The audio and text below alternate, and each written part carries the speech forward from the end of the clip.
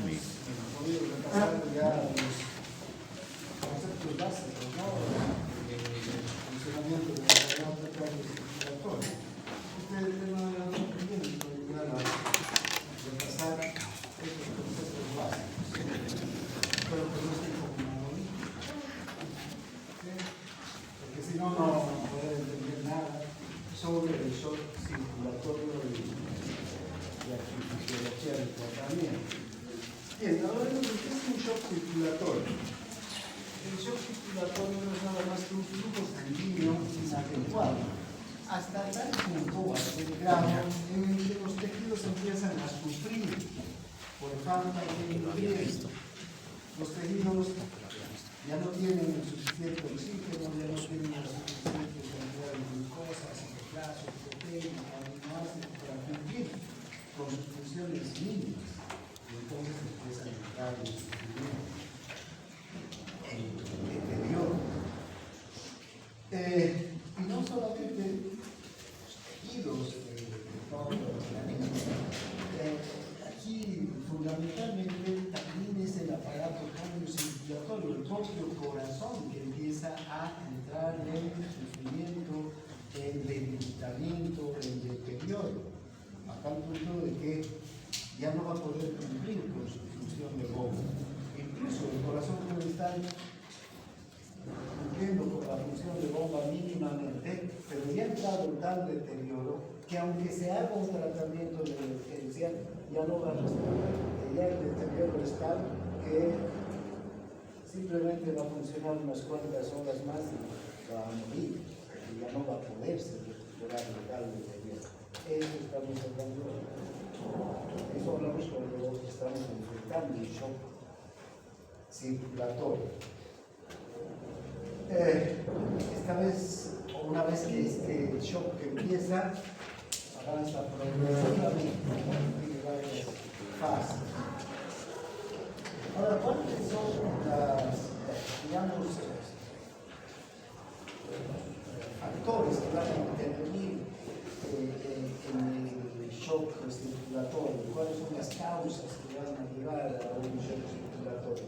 Para empezar, un gasto cardíaco disminuido. Si el gasto cardíaco disminuye, desde luego va a haber menos oxígeno, menos nutrientes en los tejidos, ¿no? Y este gasto cardíaco puede estar directamente vinculado, como ya sabemos, esta disminución del gasto cardíaco va a estar directamente relacionado con problemas del propio corazón. El corazón va a fallar por una isquemia, por una arritmia, por una valvulopatía, por una infección. Es el corazón el que no puede responder. Pero también este shock cardiocirculatorio, esta disminución del gasto cardíaco que va a producir el shock cardiocirculatorio puede sobrevenir como consecuencia de algún fallo en los factores que disminuyen el retorno venoso. Porque ya sabemos que si disminuye el retorno venoso, ¿quién va a disminuir? El gasto cardíaco. El gasto cardíaco está directamente relacionado con el retorno venoso, ¿no? Si hay un descenso del volumen de sangre, por ejemplo, una hemorragia, ¿no? el retorno venoso va a disminuir, porque va a haber menos cantidad de sangre. Entonces, así el corazón esté funcionando bien, el corazón está en perfectas condiciones, no tenga ningún problema, ¿no? Pero hay una hemorragia masiva, entonces hay disminución del retorno venoso y disminución del gasto cardíaco. Si hay un descenso del tono vascular, también una vasodilatación periférica intensa, ¿verdad? El retorno venoso va a disminuir, la presión venosa va a disminuir la presión media del venado circulatorio y va a disminuir el retorno venoso. Ya sabemos esos factores que intervienen en el retorno venoso, ¿no? O cualquier resistencia que se oponga al paso de la sangre en el sistema venoso, obstrucciones a nivel de las venas, compresiones en las venas, pueden disminuir el gasto cardíaco. Previamente, la disminución del retorno venoso, ¿no? Ahora, hay algunos shocks circulatorios que se van a producir sin disminución del gasto cardíaco. ¿Vean? Aquí el gasto cardíaco está normal, el corazón está normal, el retorno venoso está normal. Pero ¿qué es lo que sucede? Hay un aumento exagerado del metabolismo, generalizado del organismo. Entonces el corazón se pone a prueba, ¿no? Trabaja más allá de su capacidad, ¿no? Porque los tejidos tienen un índice metabólico tan alto que requieren cantidades muy altas de oxígeno, cantidades muy altas de nutrientes. Y no estamos hablando de un aumento del metabolismo durante la actividad física solamente, sino un aumento así constante de la actividad metabólica. Por ejemplo, el hipertiroidismo, ¿no? En esta patología aumenta enormemente la actividad del corazón, a tal punto que la frecuencia cardíaca se dispara, puede llegar a 150, 160 latidos por minuto en un paciente con hipertiroidismo. Y esto no es porque ha corrido, porque ha trotado, es una taquicardia permanente. El corazón entra en fallo, ¿no? ¿Vean? Y va a hacer que el gasto cardíaco sea una virtual. Ahora, ¿cuál es el resultado final de un shock circulatorio? El resultado va a ser el deterioro de los tejidos, como les decía al principio. Cualquiera sea la causa del shock circulatorio, ya sea por causas cardíacas o no cardíacas, disminución del retorno venoso e incluso por esta causa de aumento del metabolismo, el deterioro del tejido va a ser el punto final, ¿no? Y la causa de la muerte prácticamente de la persona. Y una cosa es que el shock se autoalimenta. ¿Qué quiere decir? El shock, una vez que inicia, ¿sí? Tiene tres fases. Una primera fase compensada, una segunda fase, la progresiva, y hay una tercera fase ya final, ¿no? Del periodo total.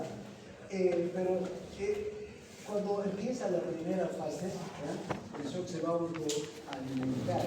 ¿Esto qué quiere decir? Que va a entrar en un círculo vicioso de autoalimentación positiva, ¿no? Que agudiza cada vez más el shock. Baja el gasto cardíaco, los tejidos se deterioran y esto a su vez hace que baje más el gasto cardíaco. El gasto cardíaco baja más y hace que los tejidos se deterioren más y así sucesivamente hasta que el paciente muere. A eso se refiere, ¿no? Este flujo sanguíneo inadecuado entonces hace que los tejidos del organismo, incluidos el corazón, los vasos, se deterioren. Y si el corazón se deteriora, no va a tener la misma capacidad de bomba, ¿no? Los vasos mismos no van a poder responder. Vamos a ver que en el shock progresivo, por ejemplo, en la etapa progresiva, los vasos que deberían responder a la estimulación simpática, en un principio responden bien, pero después, cuando ya hay un deterioro de los vasos, así el simpático está estimulando, ¿sí? Los vasos ya no van a tener la misma capacidad de contraerse. Y ni siquiera solo los vasos, sino incluso va a empezar a fallar el centro vasomotor. Es el que manda los estímulos a través del simpático, no es verdad, para que se contraigan los vasos, porque baja el gasto cardíaco, baja la presión arterial. El centro vasomotor también va a entrar en deterioro, esas neuronas también van a entrar en deterioro. Los estímulos entonces que partan desde estas neuronas hacia los vasos van a empezar a ser cada vez más débiles y menos potentes para una vasoconstricción. Entonces, fíjense, este deterioro de los tejidos realmente hace que el shock se autoalimente y cada vez el gasto cardíaco sea menor y el deterioro de los tejidos mayor, ¿no? Hasta que hay una baja perfusión tisular, shock generalizado y muerte del individuo. ¿Cuáles son las fases entonces del shock? Una es la etapa no progresiva o compensada también. ¿Por qué? Porque aquí los mecanismos compensadores circulatorios van a provocar una recuperación del individuo. Y hay una hemorragia, por ejemplo, ¿no? ¿Qué pasa si tenemos una hemorragia? Tenemos entre medio litro y un litro de sangre, que es alto, que es un 20% de toda la sangre, es un litro, ¿no? Inmediatamente, ¿no? Los vasoreceptores, los quimioreceptores se van a activar.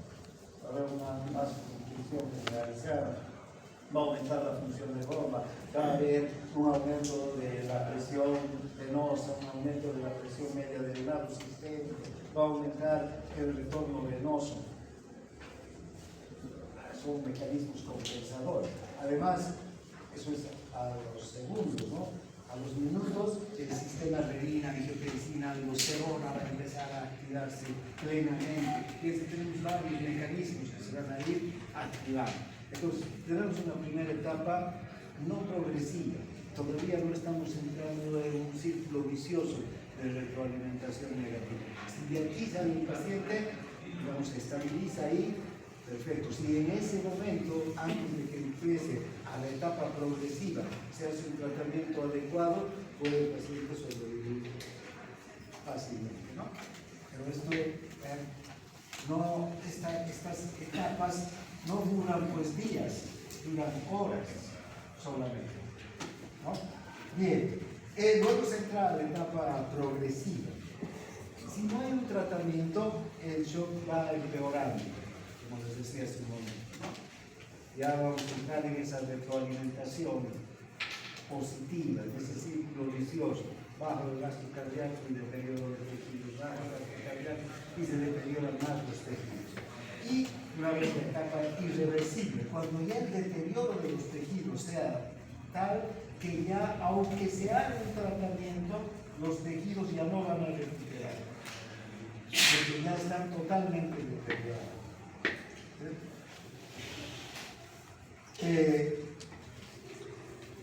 General, el ejemplo de estos shocks circulatorios es el shock provocado por la hipovolemia, ¿no? Cuando se pierde una cantidad de sangre. Nosotros podemos perder o donar 500 ml, medio litro de sangre, sin que ocurra ninguna alteración en el sistema cardiocirculatorio, ni afecte para nada a nuestro organismo. Pero si perdemos hasta 1 litro de sangre, ya puede empezar a comprometerse el sistema cardiocirculatorio. Lo primero que baja, desde luego, es el gasto cardíaco, ¿no? ¿Verdad? Va a bajar el gasto cardíaco. Y también, en menor medida, la presión arterial. Va a empezar a caer la presión arterial junto con el descenso del gasto cardíaco. Si perdemos más sangre, ¿no? Por decir, perdemos más de 1 litro, la caída del gasto cardíaco va a ser mucho más intensa, ¿no? Y la presión arterial también va a empezar a caer.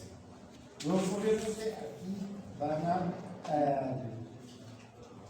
intervenir los mecanismos compensadores, pero suele ser que nuestros mecanismos compensadores funcionan bien entre una pérdida de sangre entre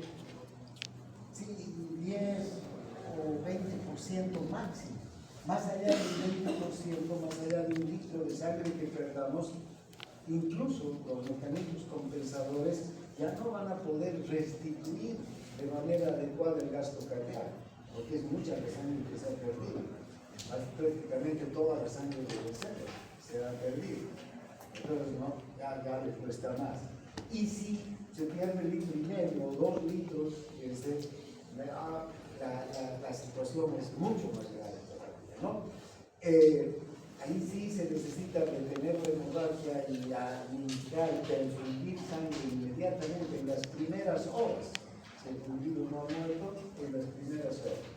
porque en estos casos es cuando empieza a producirse ya rápidamente, a las 2 o 3 horas, ya se empieza a producir el deterioro de los tejidos.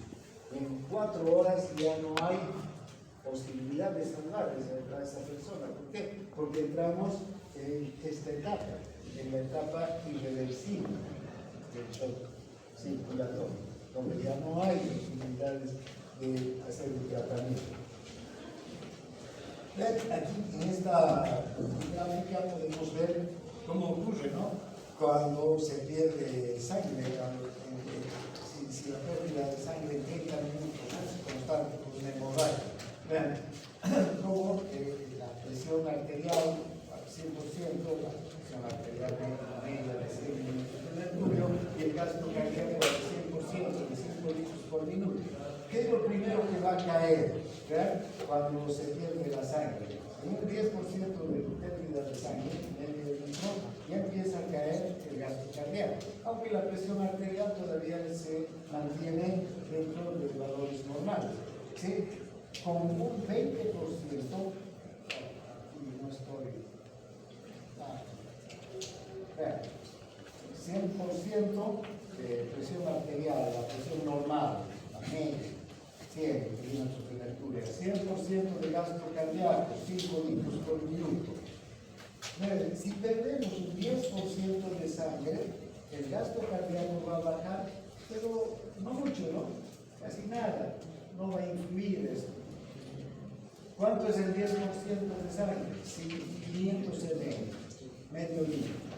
Pero si perdemos el 20%, aquí fíjense cómo el gasto cardíaco ya ha caído. ¿No? Ya no es el gasto cardíaco que necesitamos para sobrevivir, para que los tejidos puedan cumplir con sus funciones metabólicas. Y lo primero que cae es el gasto cardíaco, pero también por detrás del gasto cardíaco va a ir cayendo ¿quién? La presión arterial. La presión arterial. Y con una pérdida, vean, entre 35 a 45% de la sangre, es decir, la mitad de nuestra sangre, ya el gasto cardíaco y la presión arterial prácticamente van a caer ¿a cuánto? A 0. Si cae a 0, la persona muere. Una hemorragia masiva, la sección de la arteria femoral, accidentes que hay, y se secciona la arteria femoral en 30 minutos menos, en pocos minutos cae el gasto cardíaco y muertos. Bien, entonces es así la situación, cómo se produce el shock. Entonces, lo primero que va a ocurrir cuando perdemos sangre es la compensación por los reflejos simpáticos. Ya hemos hablado hace un poquito de esto. Aumenta el gasto cardíaco, ¿por qué? Porque aumenta la frecuencia cardíaca, la fuerza de contracción por el corazón, aumenta el retorno venoso, ¿no es verdad? No solamente las venas se contraen, sino también todos los reservorios. ¿Cuáles son los reservorios además de las venas? El vaso, el pulmón, los senos venosos, el hígado, todos esos lugares donde hay, digamos, almacenada sangre se van a contraer intensamente, intentando mandar la sangre hacia la circulación, ¿no? Entonces, ¿qué reflejos van a entrar aquí en funcionamiento? Vasoreceptores. Ya sabemos que los vasoreceptores funcionan rápidamente cuando la presión cae entre 100 y 50 milímetros de mercurio de presión. Si sigue cayendo la presión, ¿qué reflejo va a entrar? Quimioreceptores. Si sigue cayendo la presión por la disminución del gasto cardíaco, la respuesta isquémica del sistema nervioso, ¿no? Para tratar de restituir los valores normales. Entonces, tenemos esa compensación por los reflejos. Ahora, cuando tenemos un shock hemorrágico no progresivo, compensado, entonces todos estos factores de los que acabamos de decir, los factores nerviosos, simpático, básicamente, en última instancia, en la isquemia de la respuesta isquémica, tienen éxito, el paciente se puede recuperar. Pero este shock compensado, además, en este shock compensado, además, no solamente van a estar los reflejos simpáticos, sino otros mecanismos, como por ejemplo el mecanismo del sistema renina-angiotensina, ¿no? Cae el gasto cardíaco, cae la presión arterial, las células extraglandulares perciben estas disminuciones. ¿Qué es lo que produce? Renina, que sale a la circulación, la renina actúa sobre el angiotensinógeno, que se convierte en angiotensina 1, luego la angiotensina 1, gracias a la enzima convertidora, se va a convertir en angiotensina 2 y esta es vasoconstrictora. Además, los riñones empiezan también a actuar, empiezan a reabsorber, ¿qué cosa? Empiezan a reabsorber sodio, ¿no? Hay activación de la aldosterona, que reabsorbe sodio y reabsorbe aire. Incluso el hipotálamo va a liberar la hormona antidiurética. Pero todos esos mecanismos que ya hemos hablado en clases anteriores se empiezan a activar aquí, ¿no? Tratando de restituir el volumen sanguíneo. Porque aquí de lo que se trata es que el volumen sanguíneo nuevamente sea restituido para que el gasto cardíaco se recupere, ¿no? Entonces, todos estos mecanismos compensadores lo que hacen es normalizar el volumen de sangre. Bien, ahora mi ancho hemorrágico progresivo ya está provocado por un círculo vicioso de deterioro cardiovascular. Porque hablamos un momento. Se van a activar factores de retroalimentación positiva con relación a la disminución del gasto cardíaco y el deterioro de los tejidos, ¿no? Este deterioro de los tejidos va a afectar al corazón y va a haber una depresión cardíaca, el músculo cardíaco ya no va a responder. Va a afectar al centro vasomotor, el propio centro vasomotor ya no va a tener capacidad de enviar estímulos eléctricos hacia los vasos para que esto se contraiga. Los propios vasos, la musculatura lisa de los vasos va a empezar a deteriorarse y ya no va a tener la misma capacidad de contracción, va a haber éxtasis sanguíneo. Entonces, un vaso como las arteriolas, que tiene una capacidad, ¿no?, de contraerse y relajarse con tanta energía, se va a convertir casi como una vena, ¿no? Se va a empezar a distender, en vez de contraerse, la contracción va a ser mínima, porque ya su tejido se está deteriorando, el tejido del músculo liso se está deteriorando, entonces se distiende, pero ya no va a tener la capacidad de contraerse. Va a haber éxtasis entonces sanguíneo, éxtasis sanguíneo, se va a estancar la sangre en las arteriolas. Van a empezar a liberarse toxinas en el tejido,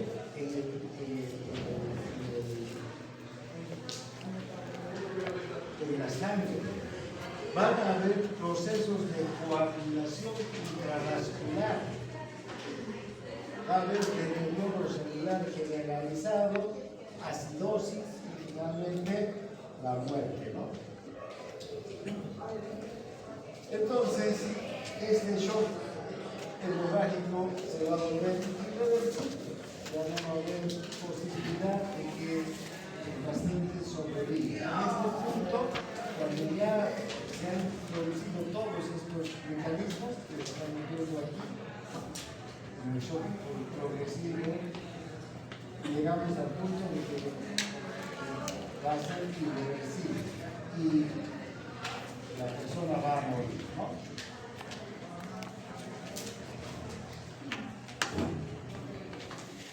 Y hay otros shocks también que pueden provocar problemas circulatorios, o sea, bajo gasto cardíaco. Los vamos a nombrar porque ya estamos sobre la hora, pero lo más importante, ¿ya? Que los estudios sobre todo los mecanismos circulatorios que ya hemos estudiado antes, que se dan en todos estos próximos shocks, ¿no? Solo que aquí por diferentes motivos se presenta la distribución del gasto cardíaco, en la obstrucción intestinal, en las quemaduras que se pierde mucho plasma, en la deshidratación también, ¿no? Si me deshidrato por diarrea, me deshidrato por insolación, por falta de consumo de líquidos, obviamente el volumen sanguíneo va a caer y puede caer hasta un punto tan bajo como menos de 4 litros por minuto. Entonces vamos a entrar ya en el shock circulatorio y con todo lo que estamos viendo, ¿no? El shock como por traumatismo, puede haber hemorragia interna, a veces no existe hemorragia interna, shock neurogénico también por aumento de la capacidad vascular, el shock anafiláctico, por reacciones alérgicas, digamos, unas respuestas tan fuertes que producen el shock anafiláctico, histamínico. ¿Qué es lo que hace la histamina en estos casos? La histamina es vasoconstrictor o vasodilatador, potente vasodilatador. Cuando los mastocitos, los basófilos liberan histamina, producen una vasodilatación generalizada. Entonces, el retorno venoso va a estar disminuido, tremendamente disminuido, ¿no? Por eso puede morir un paciente con shock anafiláctico. ¿Cuál será el tratamiento para este shock anafiláctico? Para salvar la vida al paciente. ¿Epinefrina? ¿Ah? ¿Epinefrina? Adrenalina, ¿no? Adrenalina, epinefrina, es lo primero. Ya después se dan antihistamínicos, corticoides, lo que quieran. Pero la adrenalina cuando se inyecta, lo mismo que la adrenalina de la médula suprarrenal, actúa en segundos. En cambio, estos otros medicamentos así se administran por vía intravenosa, el antihistamínico, digamos, bloquea la histamina en sus receptores, va a tardar entre 10, 20 minutos, hasta eso el paciente va muerto. Entonces, la adrenalina actúa en segundos. Por eso, el primer paso para este shock anafiláctico es la adrenalina. ¿Qué va a producir la adrenalina? Vasoconstricción, aumento de la frecuencia cardíaca, aumento de la fuerza de contracción, aumento del gasto cardíaco, ¿no? Inmediatamente el gasto cardíaco va a empezar a aumentar. El shock séptico también, la infección, puede provocar una fase de infección generalizada, ¿no? Coagulación cerebrovascular, todos estos procesos. Bien, hasta aquí entonces todo lo que se refiere al cambio circulatorio.